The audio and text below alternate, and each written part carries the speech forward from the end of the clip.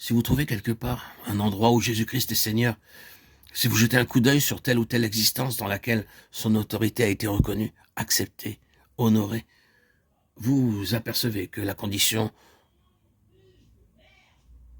est tout autre. Les conditions sont vraiment un renversement de la situation. Vous trouvez là une preuve irréfutable que Jésus-Christ, quand on le regarde comme ce Seigneur, qu'il est en réalité, est capable de faire ce qu'aucune haute puissance ou combinaison de puissance n'a jamais réussi à faire, même en mobilisant toutes leurs ressources, là où toutes les autres échouent, lui triomphe. Il s'est passé parfois dans le monde des choses horribles, terribles, que les hommes ont essayé de supprimer, d'abord par la force, puis par la législation, puis par tous les moyens qu'ils étaient capables d'inventer et de mettre en action. Ils ont misérablement échoué. Force leur a été de se retirer, de contempler impuissants les résultats de leur échec.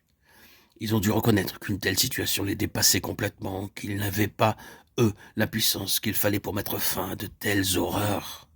S'ils ont réussi jusqu'à un certain point, et grâce à un impressionnant déploiement de force à tenir l'ennemi en respect, ils n'ont pu ni s'en débarrasser, ni lui faire rendre gorge. Il est toujours là, prêt à recommencer à chaque instant. Il manifeste sa présence par un nouveau sursaut de vie. Il a envoyé la parole aux fils d'Israël en leur annonçant la paix par Jésus-Christ, qui est, lui, le Seigneur de tous. Combien de fois, dans des circonstances comme celles que nous venons de décrire, c'est la réalité contenue dans ce verset qui a résolu le problème, qui a eu raison de la situation, non pas pour la dominer ou la contenir, mais pour la supprimer et mettre fin à un affreux état de choses.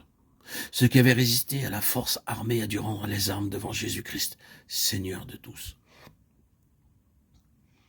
La prédication de son évangile de paix a tranché la question et déterminé un renversement complet de la situation. Nous ne pouvons pas nous attarder à l'examen de tous les témoignages que l'histoire pourrait nous fournir à l'appui de ce que nous venons de dire. Ils ont fait allusion à certaines horreurs qui se sont perpétuées sans que personne ne soit jamais parvenu au nœud de la question et qui se sont évanouies dans l'apparition de Jésus-Christ.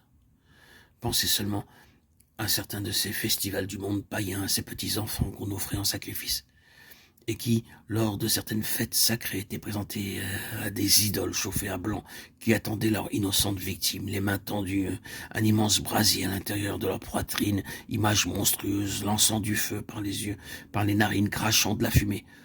Tout près, une mère à laquelle on arrache son nourrisson pour le déposer sur les mains rougies par le feu, tandis qu'autour d'elle, le vacarme infernal des tam-tams étouffe tous les cris.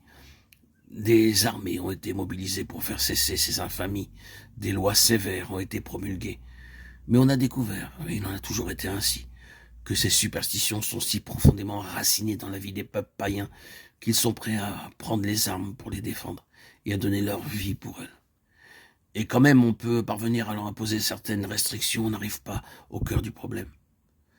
Maintenant, grâce à Dieu, on peut presque dire que ces choses-là appartiennent au passé.